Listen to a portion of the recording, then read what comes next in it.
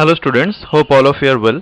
Today I am going to discuss about one of the very important topic of abstract algebra in our engineering syllabus, that is the homomorphism and isomorphism, and a very small part in it, that is the kernel of a homomorphism.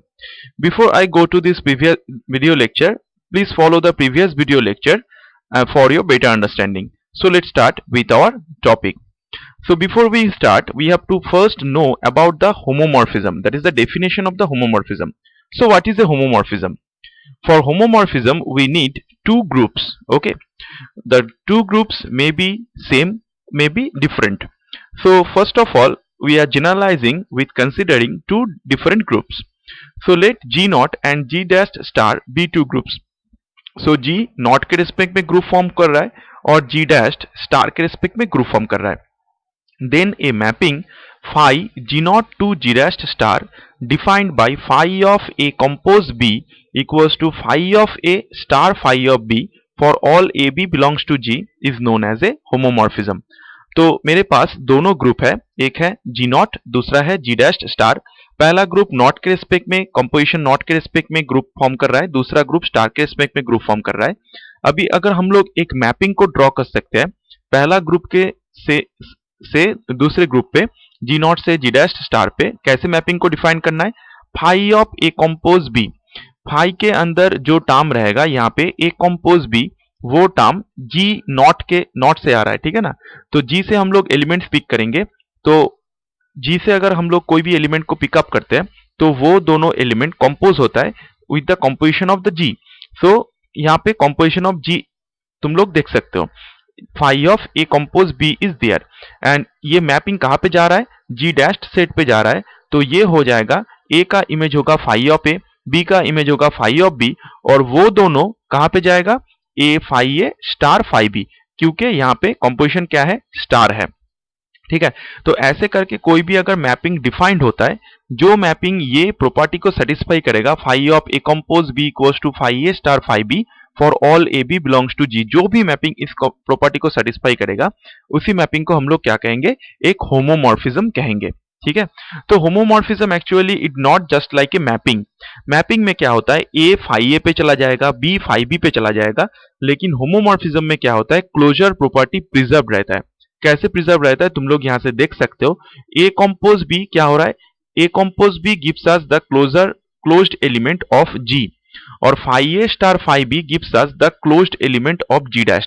तो closed element of G maps to the closed element of G dash. ठीक है, तो दोनों element को closed करके जो element मुझे जी पे मिलेगा, और वो दोनों एलिमेंट को अगर हम लोग जी डैश पे भेज देंगे फाई का हेल्प लेंगे, और वो दोनों एलिमेंट जब जी डैश पे जाएगा और दोनों क्लोज्ड होगा होके थर्ड एलिमेंट क्रिएट करेगा, तो वो दोनों एलिमेंट क्या हो जाएगा, सेम होगा. ठीक है ना. अभी देखो होमोमॉर्फिज्म्स का कुछ प्रॉपर्टीज है, तो पहले मैं तुम लोगों को ये बताना चाहता हूं. होमोमॉर्फिज्म के साथ इंजेक्टिव सब्जेक्टिव का कोई भी रिलेशन नहीं है. इंजेक्टिवनेस सब्जेक्टिवनेस मैपिंग का कुछ अलग सा प्रॉपर्टी होता है, और होमोमॉर्फिज्म कुछ अलग सा प्रॉपर्टी है. तो होमोमॉर्फिज्म के साथ अगर इंजेक्टिव सब्जेक्टिव आ जाता है तो उसका नेम चेंज हो जाता है, और कैसे होता है वो मैं तुम लोगों को डेफिनेशन बता देता हूं.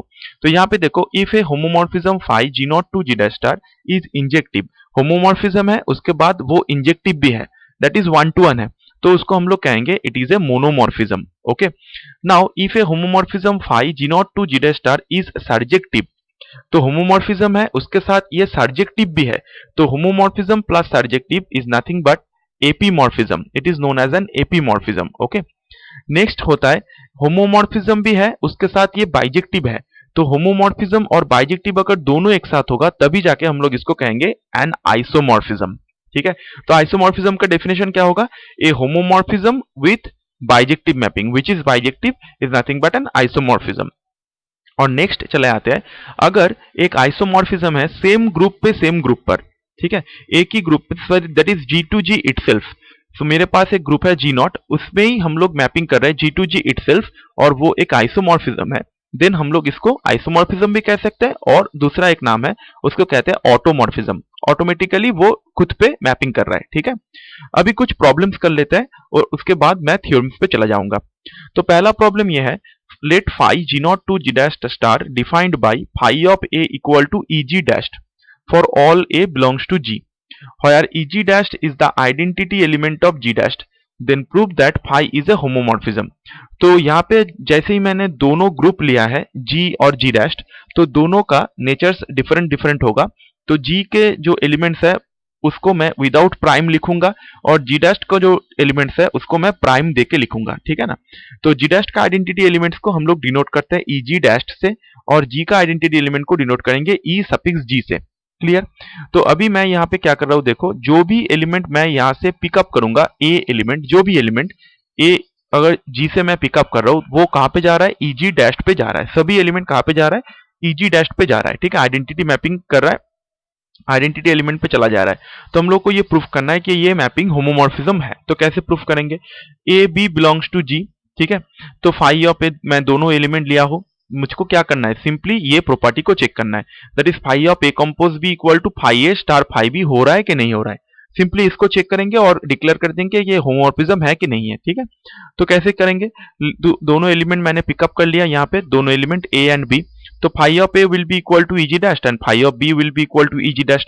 तो ए नॉट बी भी कहाँ पे है, ए नॉट बी भी तो जी पे है ना, ए और बी तो जी का एलिमेंट है और जी नॉट के रिस्पेक्ट में ग्रुप फॉर्म कर रहा है। तो ए not B is an element of G. तो phi of A not B क्या हो जाएगा, phi of A not B भी ईजी डैश ही होगा, क्योंकि जी में जितना भी एलिमेंट है वो सभी एलिमेंट कहाँ पे मैप कर रहा है, ईजी डैश पे मैप कर रहा है, due to the definition of this mapping. तो phi of A not b that is equal to easy dash. अभी ईजी डैश क्या है, ईजी डैश जी डैश का आइडेंटिटी एलिमेंट है। तो ईजी डैश अगर जी डैश का आइडेंटिटी एलिमेंट है तो वहां पे हम लोग इसको ऐसे लिख सकते हैं, easy dash star easy dash, ठीक है ना, क्योंकि जी डैश किसके रिस्पेक्ट में ग्रुप फॉर्म कर रहा है, स्टार के रिस्पेक्ट में ग्रुप फॉर्म कर रहा है। तो आइडेंटिटी एलिमेंट को आइडेंटिटी एलिमेंट के साथ तुम लोग अगर कंपोज करोगे तो उसका तो कोई डिफरेंस नहीं क्रिएट होगा। तो ईजी डैश को हम लोग लिख सकते हैं easy dash star easy dash. तो एक ईजी डैश में मैंने फाई ए का वैल्यू बिठा दिया और दूसरा ईजी डैश पे मैंने फाई बी का वैल्यू बिठा दिया, सही है, कोई दिक्कत नहीं है। तो phi of A not B क्या हो जाता है, phi of A star phi of B. तो यहां से मुझको ये दिखने को मिल जाता है कि फाई क्या हो चुका है, होमोमॉर्फिज्म हो चुका है, क्योंकि ये इस प्रॉपर्टी को सेटिस्फाई कर रहा है, ठीक है। तो ऐसे ही हम लोग क्या करेंगे, होमोमॉर्फिज्म को प्रूफ करेंगे। तो यहाँ पे मैंने जितना भी प्रॉब्लम किया हुआ है ये सभी प्रॉब्लम एग्जाम में आ चुका है और सभी प्रॉब्लम एग्जाम के लिए बहुत ही इंपॉर्टेंट है। दूसरे प्रॉब्लम पे चले आते हैं, बहुत ही एक इंटरेस्टिंग प्रॉब्लम है, तुम लोग देख सकते हो। Let us consider G equal to S3, that is the symmetric group of degree 3। Permutations का जो ग्रुप होता है, मेरा प्रीवियस वीडियो लेक्चर जो परमुटेशंस के ऊपर है तुम लोग उसको फॉलो कर सकते हो। S3 के ऊपर मैं अलग सा एक वीडियो लेक्चर प्रोवाइड किया हूं, ठीक है। तो let G equal to S3 and G dash equal to 1 - 1 with respect to dot, ठीक है। G डैश के अंदर दोनों ही एलिमेंट है, एक है 1 और एक है -1।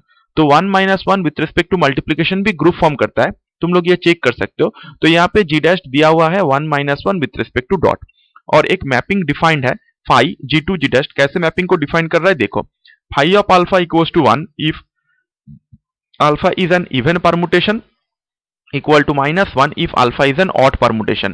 Now prove that phi is an epimorphism. Epimorphism का मतलब क्या बताया था अभी मैंने तुम लोगों को, epimorphism का मतलब ये है कि वो होमोमॉर्फिज्म होगा, उसके साथ वो क्या होगा, सर्जेक्टिव होगा, ठीक है। Homomorphism plus surjective is nothing but an epimorphism. अभी मैं तुम लोगों को कुछ प्रॉपर्टीज बताना चाहता हूं जो मैं सिमेट्रिक ग्रुप में ऑलरेडी डिक्लेयर कर चुका हूं, यहाँ पे मैं तुम लोगों को फिर से एक बार बता देता हूं। सिमेट्रिक ग्रुप में क्या होता है, सिमेट्रिक ग्रुप में परमुटेशंस का कलेक्शन रहता है, ठीक है ना। S3 है तो यहाँ पे सिमेट्रिक ग्रुप ऑफ डिग्री 3 है, तो यहाँ पे कितना परमुटेशन रहेगा, 6 permutations will be there on the set 1 2 3। तो जहां पे तीनों परमुटेशन इवन होता है और तीनों परमुटेशन क्या होता है, ऑड होता है। तो जो तीनों परमुटेशन है वो कहां पे मैप कर रहा है, 1 पे मैप कर रहा है, और जो तीनों परमुटेशन ऑड है वो कहां पे मैप कर रहा है, -1 पे मैप कर रहा है। अभी दोनों इवन परमुटेशन का अगर तुम लोग मल्टीप्लाई करोगे तो वो एक इवन परमुटेशन होता है, ठीक है। अगर तुम लोग एक इवन के साथ एक ऑड को मल्टीप्लाई करते हो तभी जाके वो एक ऑड परमुटेशन होता है, और अगर तुम लोग दोनों ऑड परमुटेशंस को मल्टीप्लाई करते हो तो भी वो क्या होता है, एक इवन परमुटेशन होता है। तो ये रूल को हर वक्त याद रखना, even into even permutations that is an even permutation, odd permutations multiplied with odd permutations is an even permutations, and an even permutation multiplied with an odd permutation is nothing but an odd permutation. So इसको proof करने के लिए मैं यहाँ पे तीनों case लूंगा, क्योंकि तुम S3 पे दो टाइप का परमुटेशंस देख सकते हो, एक होता है इवन, एक होता है ऑड। तो मैं यहाँ पे दोनों परमुटेशंस को चूज कर रहा हूँ, alpha beta B2 permutations from the set capital G। तो अल्फा बीटा दोनों इवन हो सकता है दोनों एक साथ ऑड हो सकता है, एक इवन हो सकता है, एक ऑड हो सकता है। तो ये तीनों केसेस को हम लोगों को कंसिडर करना है। तो मैं पहले कर रहा हूं alpha beta both are even, तो फाइव अल्फा फाइव बीटा दोनों का वैल्यू क्या होगा, +1 हो जाएगा। तो अल्फा बीटा दोनों ही अगर इवन है तो उसका प्रोडक्ट क्या होगा, प्रोडक्ट भी इवन हो जाएगा।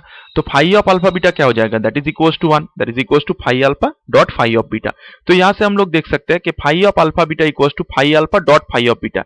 तो जी तो सिमेट्रिक ग्रुप था, परमुटेशंस का प्रोडक्ट, और यहाँ पे जी डैश किसके रेस्पेक्ट में ग्रुप हो रहा है, डॉट के रेस्पेक्ट में। तो तुम लोग देख सकते हो 1 को मैंने 1.1 करके लिखा है और 1 को मैंने five alpha dot five beta करके लिखा है, ठीक है। तो यहाँ पे हम लोग देख सकते हैं ये क्या कर रहा है, होमोमॉर्फिज्म का जो प्रॉपर्टी है उसको सेटिस्फाई कर रहा है, डेफिनेशंस को सेटिस्फाई कर रहा है।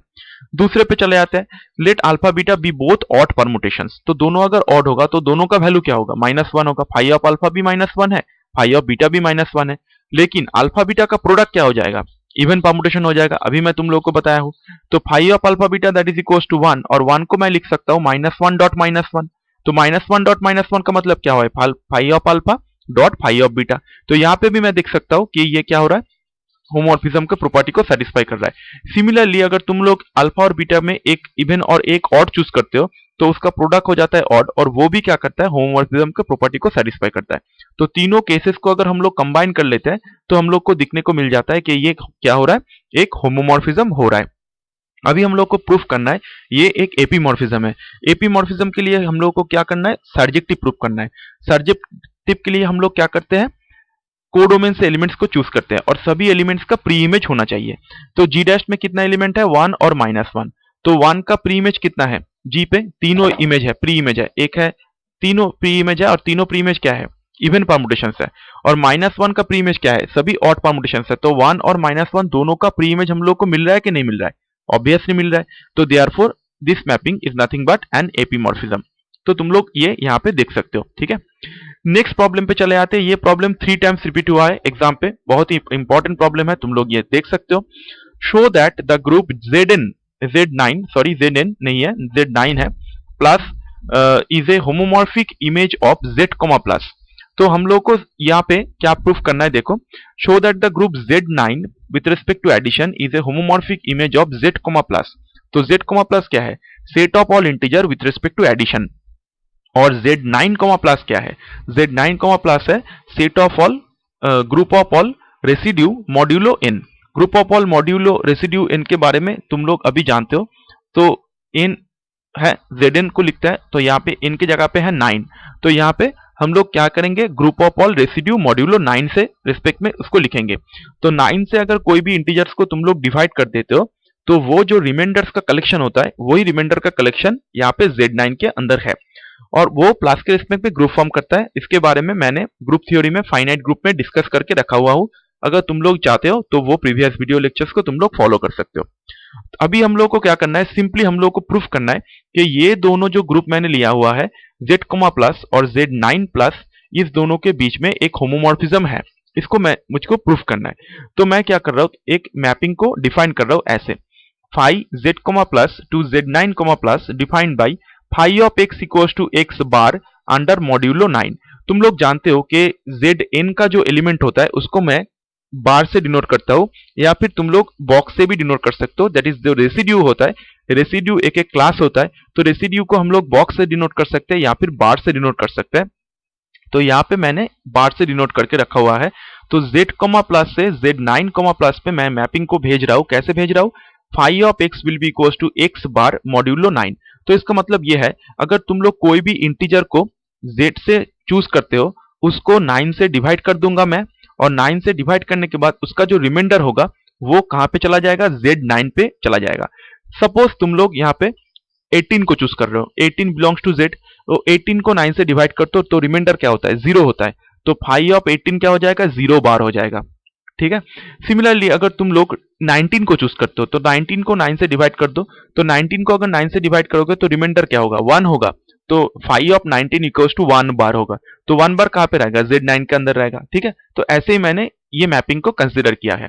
तो मैं इसको होमोमॉर्फिज्म प्रूफ करूंगा। तो होमोमॉर्फिज्म प्रूफ करने के लिए 2 एलिमेंट्स को पिकअप करना है ग्रुप से। So let us consider 2 elements x, y belongs to Z. Then phi of x will be equals to x bar under modulo 9 and phi of y will be equals to y bar under modulo 9. Now x and y both are integer, so addition of two integer is also an integer. Obviously x plus y belongs to z. तो phi of x plus y क्या होगा? x plus y whole bar under modulo 9. अभी तुम लोग जानते हो कि 2 बार plus 3 बार अगर हम लोग करेंगे under with respect to modulo 9 और 2 प्लस 3 होल बार करेंगे तो वो दोनों वैल्यू क्या होगा? सेम होगा. तो यहाँ पे मैं उसी को अप्लाई कर रहा हूं.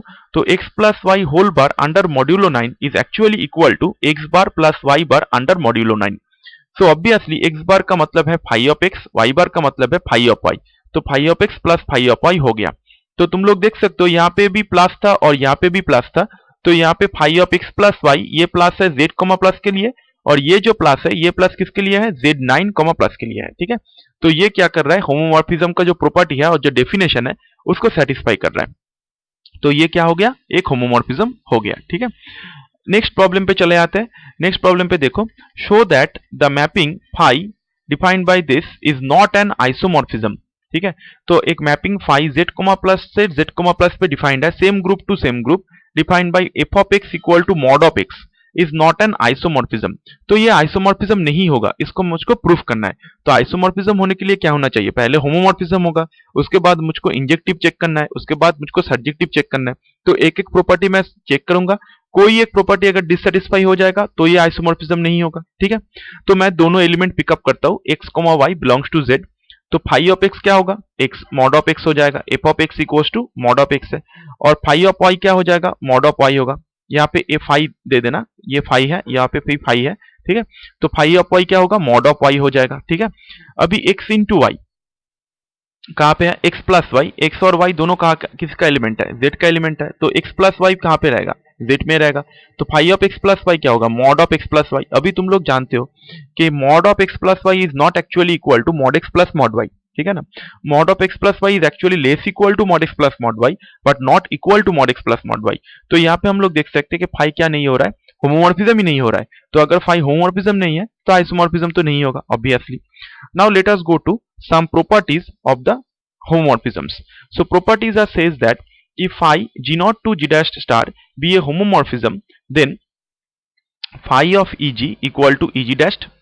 कोई भी आइडेंटिटी एलिमेंट जो g से है उसको मैं अगर भेजना चाहता हूँ g डैश में, तो वो क्या होगा? आइडेंटिटी एलिमेंट पे ही मैप करेगा.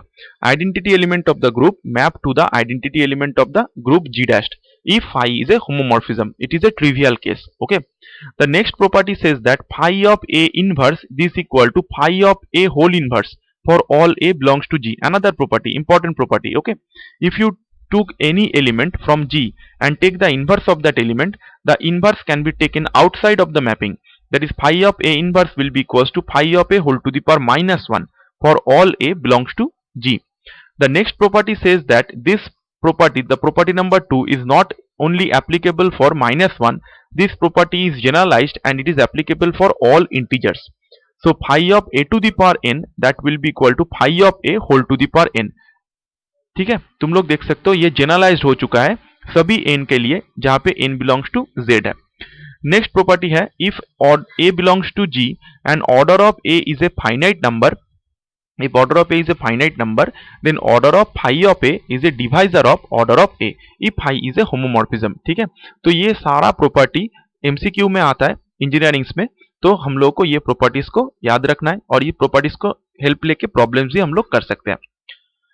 नेक्स्ट चले आते हैं kernel of a homomorphism. Very very very important definition as well as topic. Okay, तो अच्छे से हम लोग को कार्नेल को समझना है. तो कार्नेल क्या होता है? देखो, पहले हमारे पास एक होमोमॉर्फिज्म है phi G not to G dash star. ठीक है, बी ए होमोमॉर्फिज्म, ऑलरेडी एक होमोमॉर्फिज्म मेरे पास है. अभी कार्नेल क्या होता है? Kernel of phi is denoted by ker of phi which is a subset of g and defined as car of phi equals to a belongs to g phi of a equal to eg dash.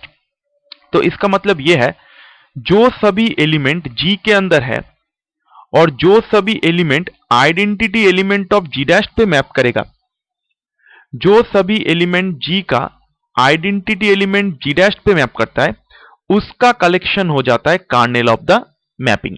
ठीक है, तो g मेरे पास है, g के अंदर हम लोग जानते हैं बहुत सारा एलिमेंट है, जो जो element identity element g dash पे मैप करेगा वो सभी का कलेक्शन हो जाता है कार्नेल ऑफ दैट होमोमॉर्फिज्म, और उसको हम लोग डिनोट करते हैं कार ऑफ फाई से।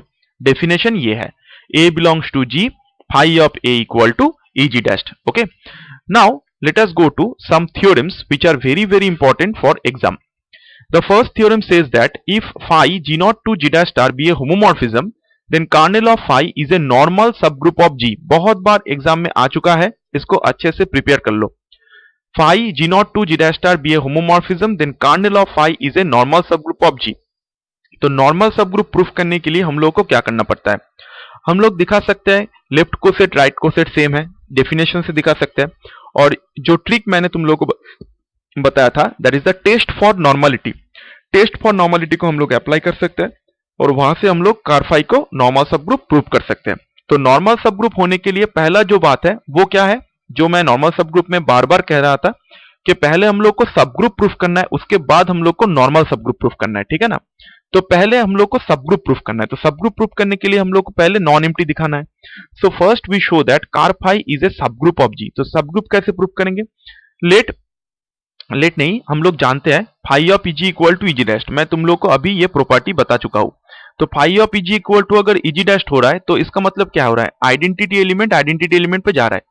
कार फाई का डेफिनेशन क्या था, कार फाई का डेफिनेशन ये था कि जो भी एलिमेंट इजी डैश पे मैप करेगा सभी एलिमेंट कहां पे रहेगा, कार फाई के अंदर रहेगा। तो phi of easy equal to easy dash, that means e g is an element of ker phi. So obviously ker phi is a non empty subset of g, ठीक है, नॉन एम्प्टी हो गया। अभी दोनों एलिमेंट पिकअप करेंगे ker phi से, a and B, और ए compose B inverse को हम लोग को दिखाना है कार फाई के अंदर है, जो सब ग्रुप का नेसेसरी सफिशिएंट कंडीशन है। तो let a B belongs to ker phi, then phi of A will be equal to easy dash, क्योंकि ये कार फाई का प्रॉपर्टी है, कार फाई के अंदर है, तो इसका मतलब क्या होगा, phi of A equal to easy dash, phi of b equal to easy dash. तो phi of A not be inverse का वैल्यू क्या होगा, phi of A not be inverse equals to phi of A star phi of B inverse, because of the fact that phi is a homomorphism. तो phi अगर homomorphism है तो इसको हम लोग ऐसे प्रोडक्ट करके लिख सकते हैं। तो phi of A not be inverse equals to phi of A star phi of B inverse. Phi of a का मतलब क्या है, इजी डैश है। फाई ऑफ बी का मतलब क्या है, इजी डैश है। तो फाई ऑफ बी इनवर्स क्या होगा, इजी डैश का इनवर्स हो जाएगा, तो वो भी क्या होगा, इजी डैश ही होगा।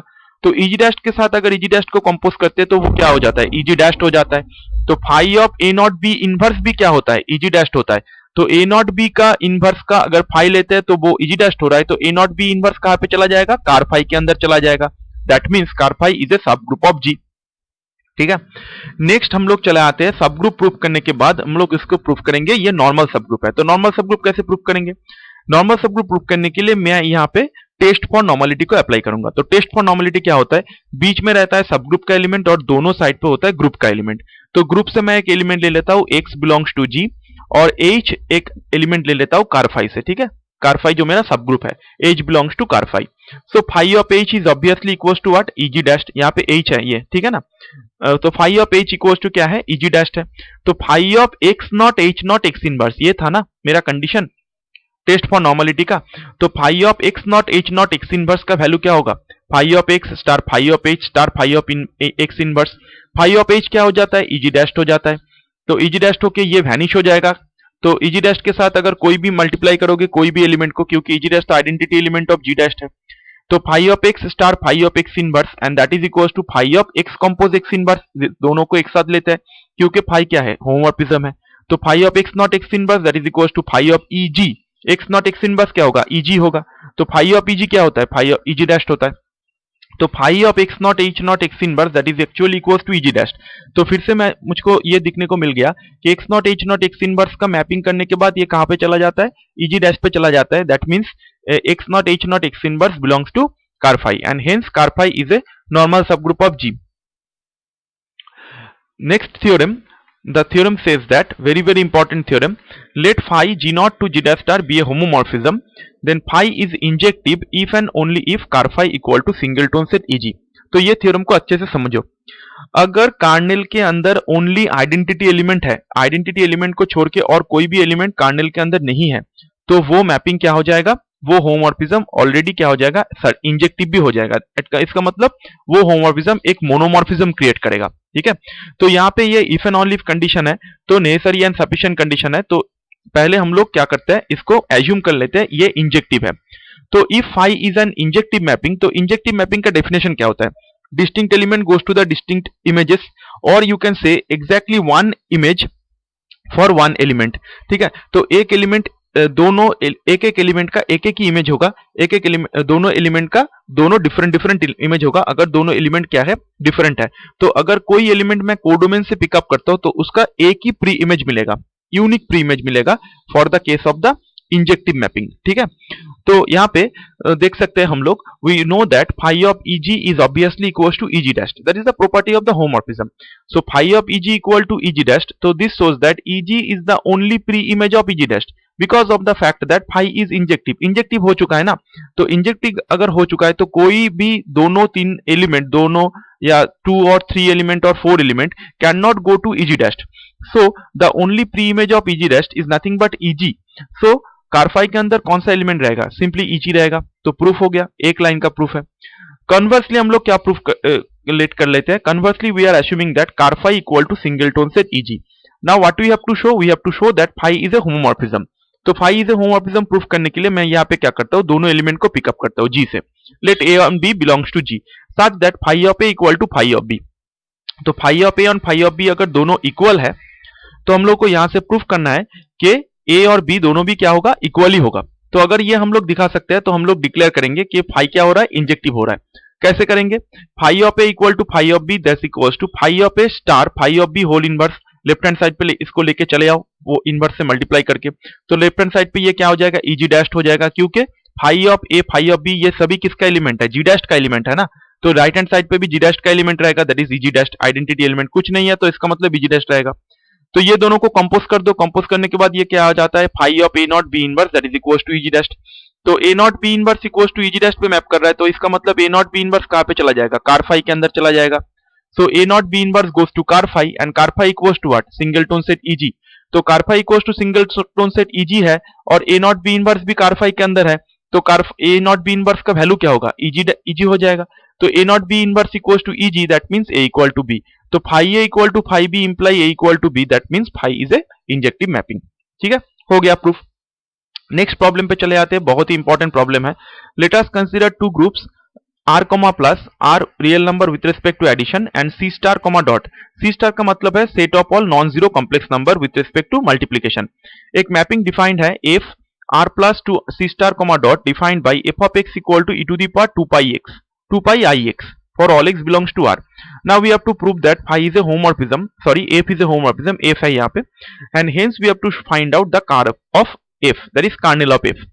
So पहले homomorphism दिखाने के लिए मैं दोनों एलिमेंट रियल नंबर से लेता हूँ। यहाँ पे तुम लोग देख सकते हो प्लस है और यहाँ पे डॉट, तो फाई एफ के अंदर रहेगा प्लस और एफ के बाहर रहेगा डॉट। ठीक है, तो ऐसे हम लोग को प्रूफ करना है ये होमोमॉर्फिज्म है।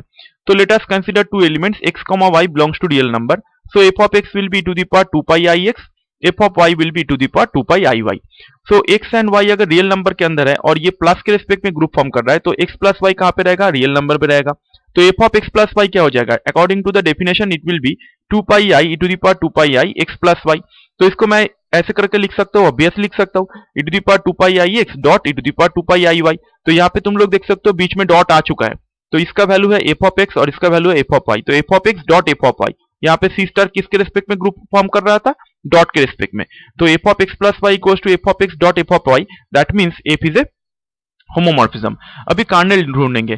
कार्नेल ढूंढने के लिए पहले हम लोग को जो चीज ढूंढना है वो है identity element of the second group. तो सेकेंड ग्रुप क्या है यहाँ पे, सी स्टार कॉमा डॉट। तो सी स्टार कॉमा डॉट में आइडेंटिटी एलिमेंट क्या होता है, 1 होता है। ठीक है, तो सी स्टार कॉमा डॉट में अगर आइडेंटिटी एलिमेंट 1 है मल्टीप्लीकेशन के रिस्पेक्ट में, तो कार्नेल ऑफ फाई का और एफ का डेफिनेशन क्या है, x belongs to real number, f of x will be equals to 1.